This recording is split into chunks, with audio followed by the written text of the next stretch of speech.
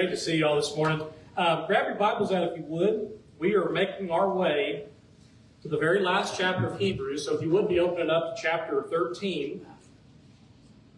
And we'll get started there this morning. And I think as we get to, and as we have gone through the book to this point, one of the things I think we realize as we go through it, and this is not the case in any of the other books, they're all the same as well, but I think one of the great things we have done is been able to look at this book in a practical application manner. So all of these things that apply directly to us as Christians. And the last chapter of Hebrews is basically going to take everything we have learned to this point and now give us a prescription for what to do and what to follow. So I want you to go ahead and open up to chapter 13.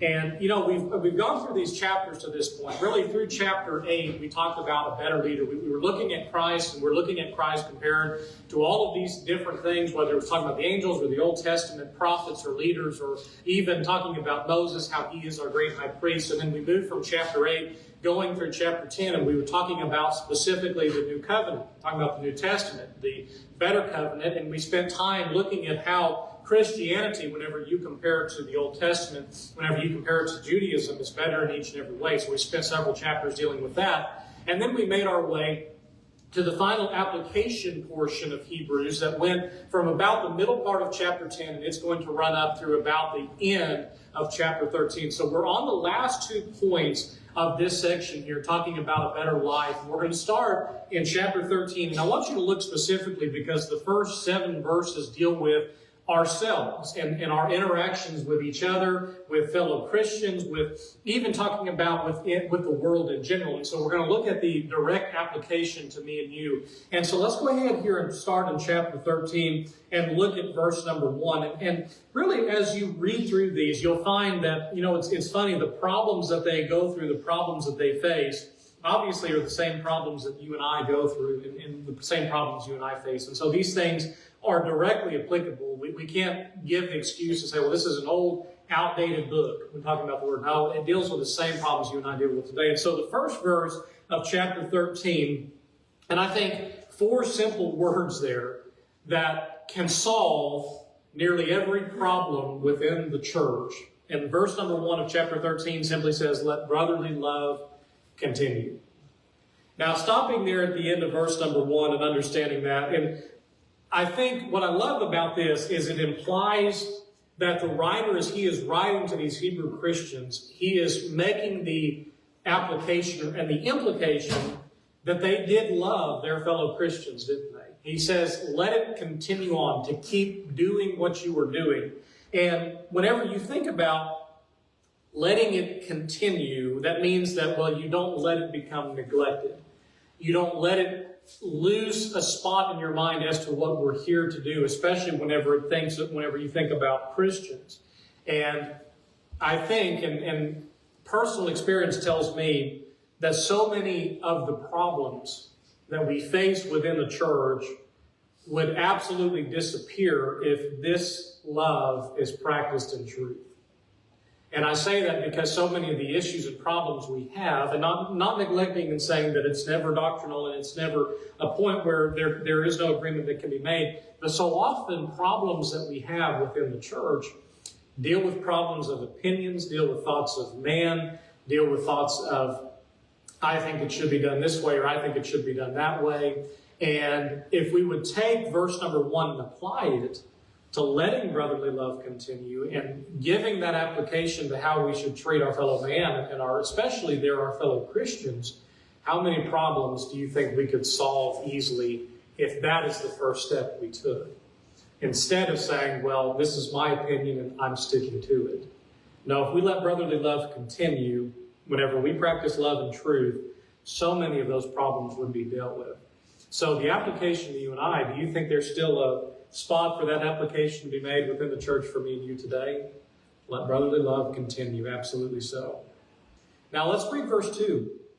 Verse 2, he goes on to say, be not forgetful to entertain strangers, for thereby some have entertained angels unawares. Now, stopping at the end of verse 2, the word there the King James uses, it uses the word entertain, and the base idea of this word is not entertainment as you and I think of entertainment today in the way we use the word. the basic idea of the word is hospitality. It's the idea of showing hospitality to those people as they come in. And so it's this idea of an enjoyment of having hospitality, showing hospitality. So how do we show hospitality? I mean, what is the basic ways we can show hospitality? Show that we care. Show that we care. And we show that we care by action, don't we? Hospitality is not something you do passively. It's something you do actively, isn't it? And I think we can say hospitality, so much of hospitality is just sharing. Sharing what we have, whether that's talking about specifically looking at our homes, food. But what's the biggest thing we can share with others? How about our time?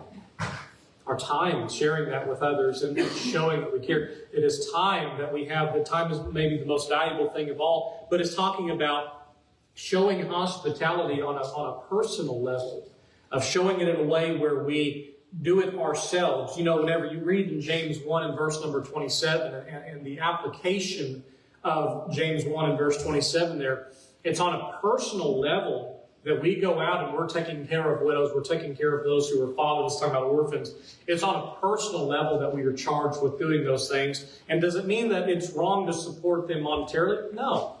But there is an added thing that we must do where it is on a personal level to go out and do this. And the command to not be forgetful to entertain strangers, the command to not be forgetful to show hospitality, the last part of verse number 2 reminds us, it says, well, you remember that in the past some have entertained angels without being aware of who their guests were. Now, who do you think it's talking about there in verse number 2?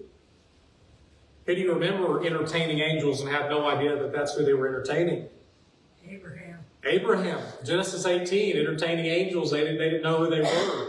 And so even the next chapter over, chapter 19, Abraham's nephew, Lot, remember the same thing, entertaining angels unawares. Now, is that talking about it's a common occurrence and you need to be aware of that? I don't necessarily think that's what it's talking about. I think the idea is that being hospitable should be to every man no matter what. Because you don't know. And it's not that we're trying to vet people. Well, if I knew they were an angel, I would have treated them like this. No, it's that no matter who we're serving, no matter who we're sharing with or what we're doing, we're showing hospitality.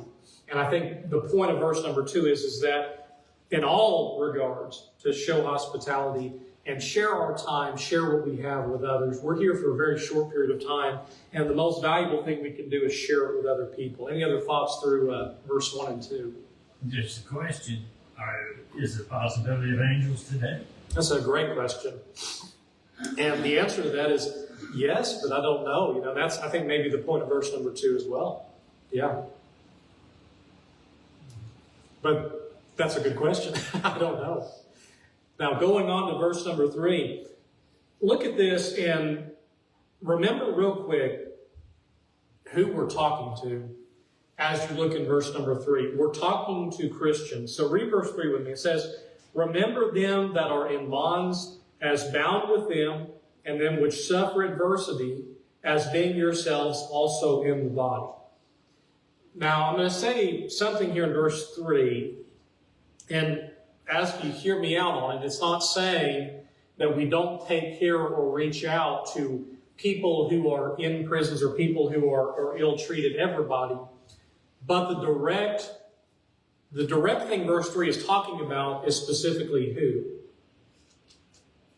Those put in prison for Christianity. For Christianity. So the end of verse number 3, it's reminding you and it's reminding the audience as you yourselves are also in the body. So, and it's not saying there to not pay attention or give time to both those others, but in verse 3, it is saying, talking to fellow Christians. Now, are we told in Scripture that following Christ at times will lead to persecution? We are absolutely told that. Jesus said that in Matthew 5 in the Beatitudes, talking about those who are blessed as a result of the persecution that they are facing. And so we know, are Christians locked up as a result of their faith? Well, absolutely. How many times was Paul locked up? You know, you can look at Peter and John at the start of the church.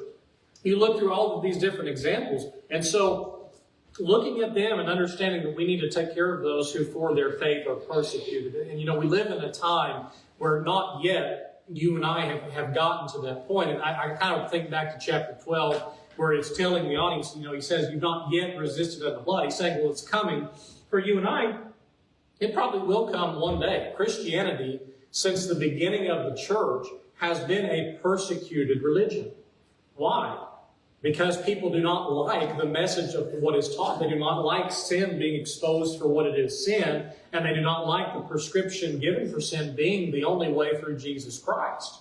And so at times we will face persecutions, and so the point here is, do not neglect or forget those that are going through persecution. In our world today, are people facing persecution, imprisonment, and death as a result of their belief?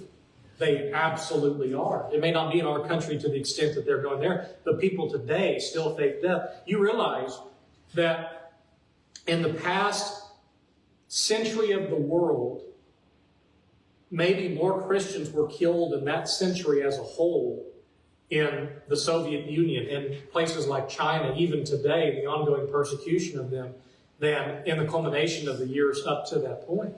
Millions upon millions, tens of millions of Christians killed. Why? Because they were Christians. And so the point he's saying is, don't forget those that are going through that adversity. And I think back, and we used Job. We talked about Job last week, and we talked about him in chapter 12, kind of looking at the persecution. His friends looked at him, and he's going through all of these hardships, and they're saying, boy, you must have done something terrible. You must be the worst sinner of all. And his point was, no, I'm righteous, and that's what the book of Job is about, is this discussion. And so don't neglect those people who are facing hardships as a result of what they have been through and what they are doing, because at that time they need more support from their fellow Christians than any time at all. And we're even told that, remember Christ, and looking at that, Matthew 25, verse 36, telling us to make sure we take care of our fellow brethren that are going through these times. Any thoughts on verse 3? These are prescriptions for you and I today to follow. Let's look at verse number 4.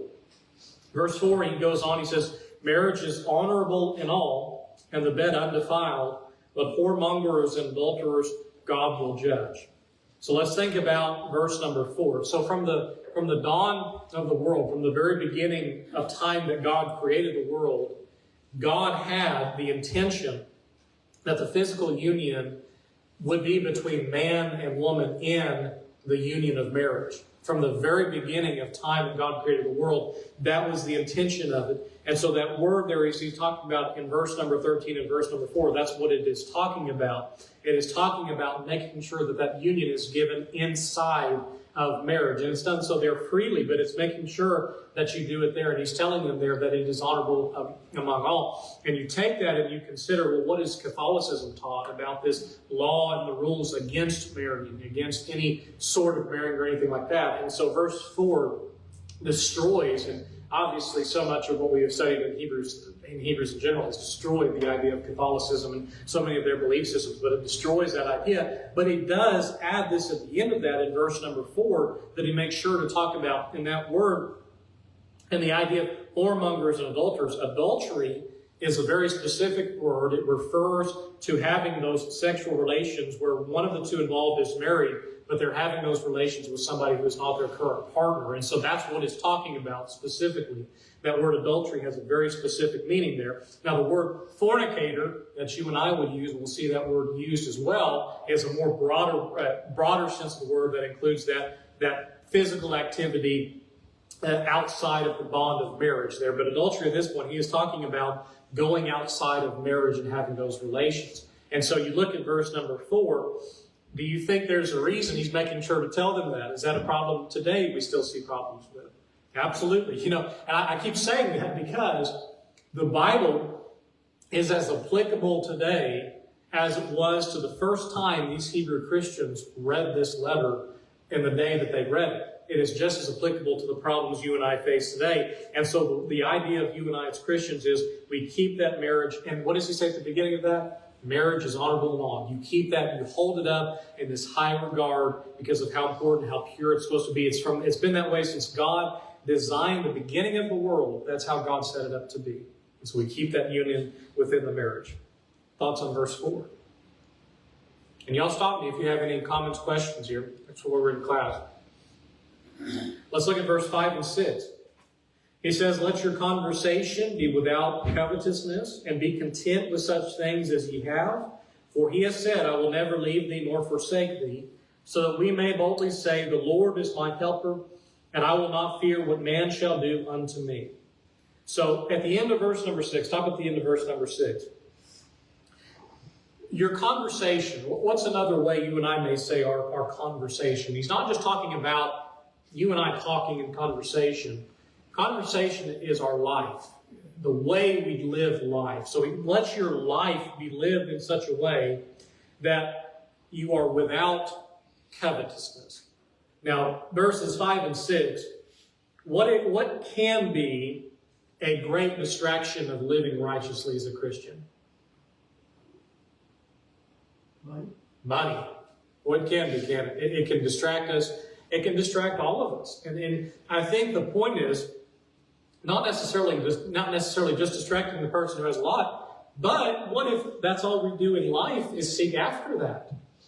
You know, we may have nothing, but still that's our only goal and focus and the only thing that we're pursuing after. And so if you read verse number 5 there, he's saying, live your life in such a way you don't have that covetousness. You're not concerned about going through that. How easy is it to place our confidence in wealth? How many people in the world place their confidence and their entire conversation, their life upon wealth and money? And what we'll find about it, though, is it's not a solid thing that we place our time with. And so the end of verse number 5, we are told, listen, money is not a reliable thing. It can be taken away very quickly, very easily. But what can we be confident that will not be taken away? That's right, His Word. His Word will not be taken away. And so our confidence is derived in you and I being close to God. We are abiding in God so that we may have confidence. And there's a verse here I want to read to you. Go to Psalm 37, verse 27. And I think it's important to read just because of maybe who said it. But that's Psalm 37. So turn over there with me. When you get there, I want you to look at verse number 25. This is, and at the beginning of that, who's the author of this psalm? David. David has lived a life where he's had nothing and he's had everything. You know, talking about the physical things of this world, isn't he? And he's lived a life on the run, and he's also lived a life where he's king. You know, he's lived a lavish life. And he's writing and he's talking about his life, and he says in verse 25 in Psalm 37, he says, I have been young and now am old, yet have I not seen the righteous forsaken, nor his seed begging bread. And I think back to that, the confidence, and imagine the things and everything that David has seen in his life, of those who have been in power, who have had it taken away, those who have had wealth and have had it taken away. And he's talking about those who have had confidence in God. And go back to Hebrews chapter 13. And you look, where does this confidence that you and I have come from? Does it come internally? We say, well, I can rely on myself. Where does this confidence come from? That's right. It comes from God. And it comes from abiding in Him. And so he's quoting back, and the quotes he's got there are Joshua chapter 1 and verse number 5. That's what he's quoting back in verse number 6. And he's proving at this point, he's saying the same assurance that they had in looking at Joshua 1:5, and I think it's also Psalm 118, I believe verse 6, that he's quoting this. He's saying, look back. And you look back, and this confidence is something that was promised to them. Why would it not also be promised to you?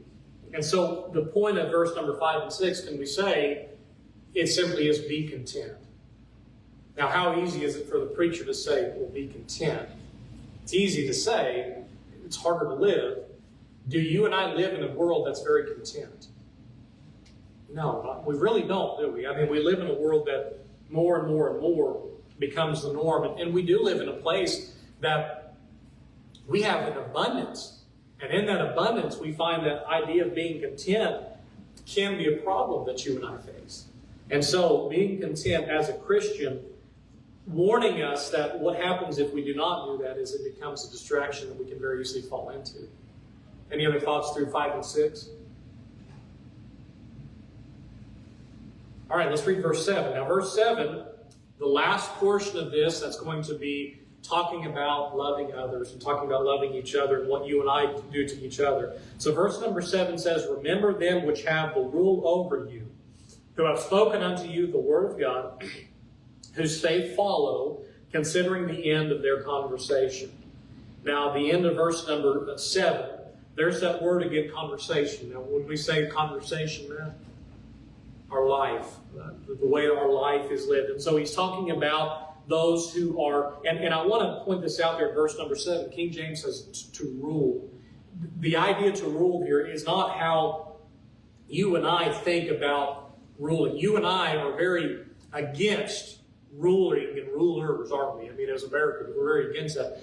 The idea here is not to rule as in they're governing over, they're forcing you to follow them. It's talking about leadership, is what it's talking about. It's talking about those that are following us. Whenever you have the depiction there, and let's use the example of elders for just a second. In Scripture, one of the words for elders and the way it's described there is as a shepherd, isn't it? They're looking at the flock. Well, how does a shepherd lead his sheep? It's one of the neatest ways that you will ever see livestock led, is that's how they do it. They walk and the sheep follow. Well, as you're doing that, as a shepherd is leading, they're walking that direction first.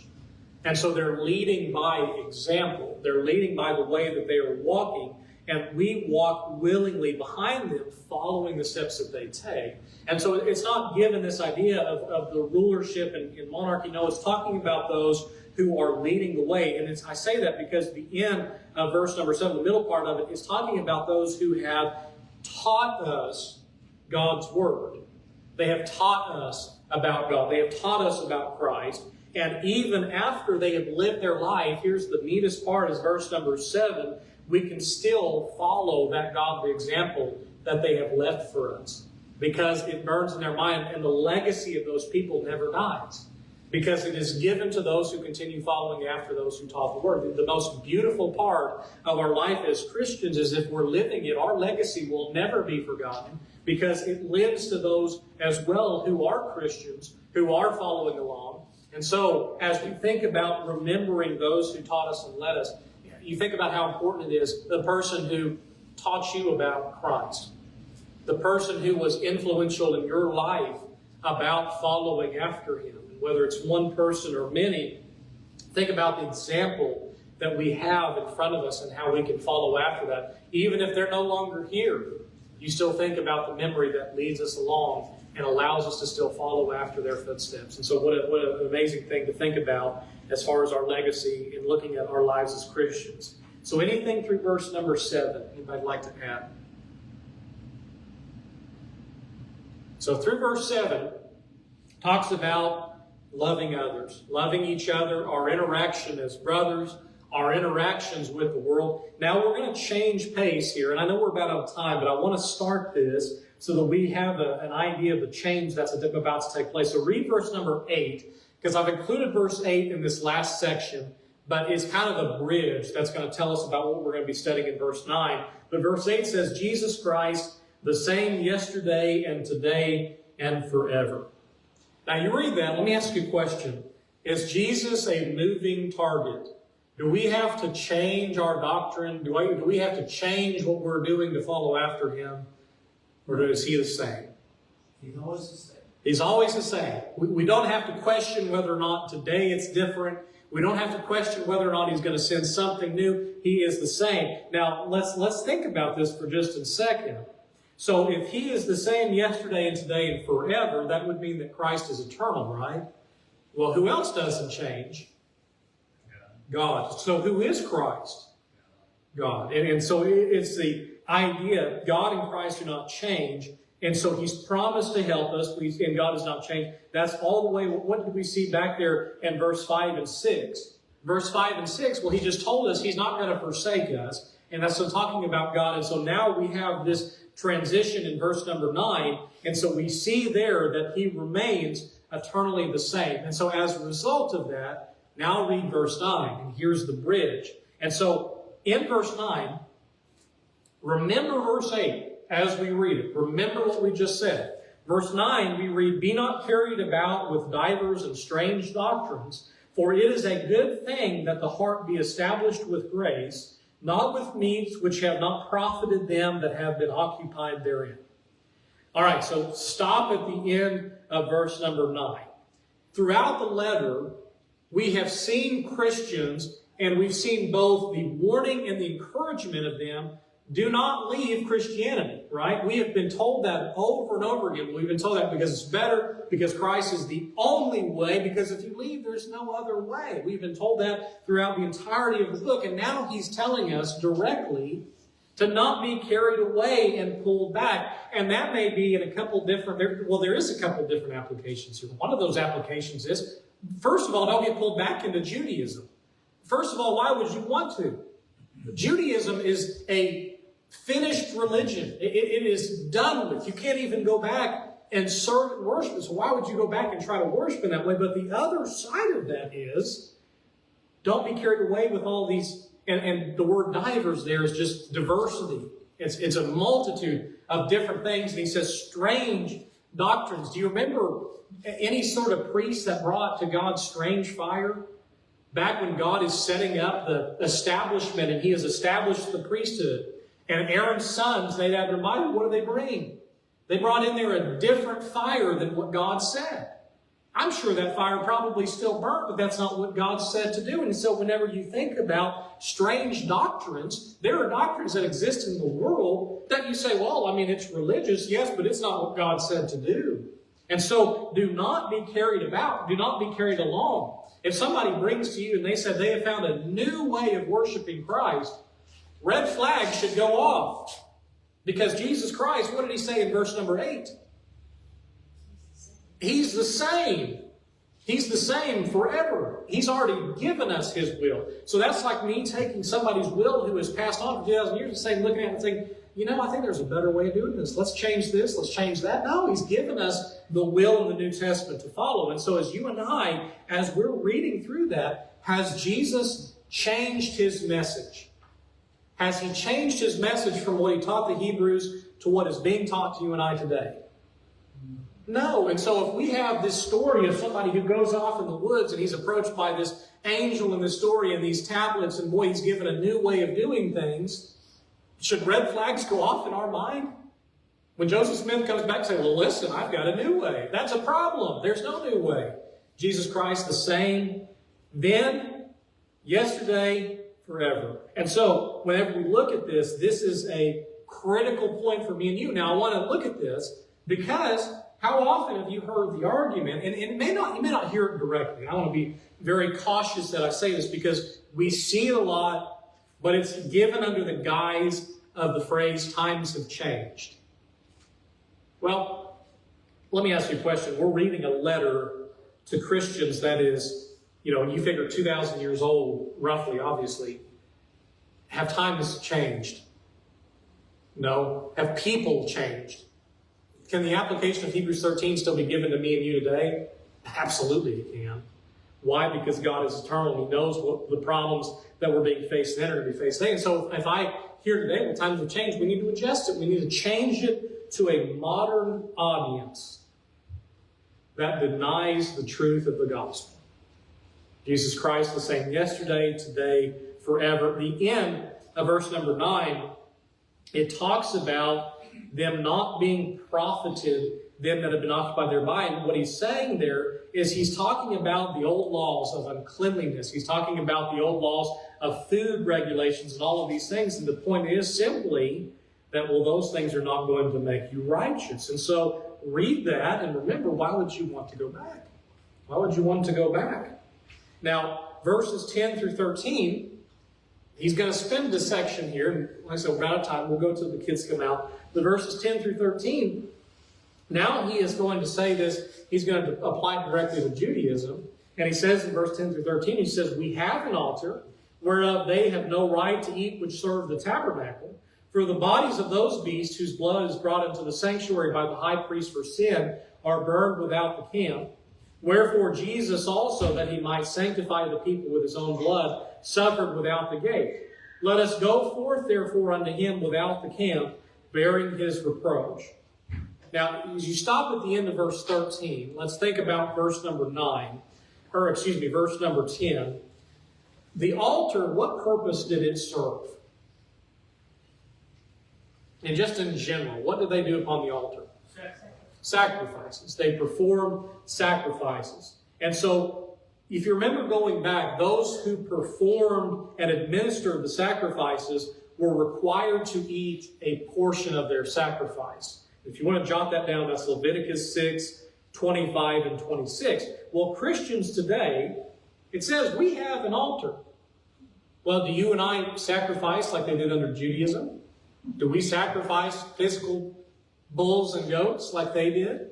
Well, no. And so the question for you and I becomes is, what is our altar then?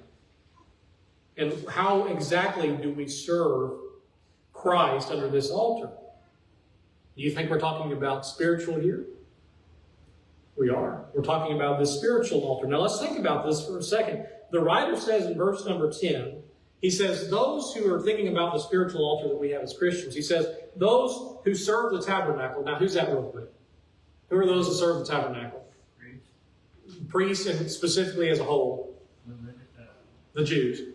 Yeah, so the Jews, Judaism. They said they can't even serve the altar that you and I worship and that we have today because they are still living under that law of Moses. And so he goes on, and in verse 11 and 12, he's talking about what happens to those under the old law. And under the old law, and so what he's pointing out here is under the old law, only a portion of the animals was placed on the altar. Its blood was poured at the base of the altar, and then they would take that animal and take it outside of the camp to be burned.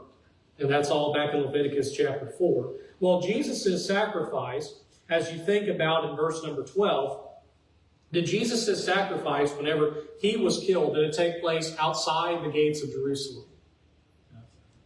So if you think about this for a second with me, under the old law, whenever Jesus was sacrificed, whenever his life was given, in verse number 12 and 13, he's saying, and he is talking about, what you have got to do is leave the tabernacle and go instead to Christ.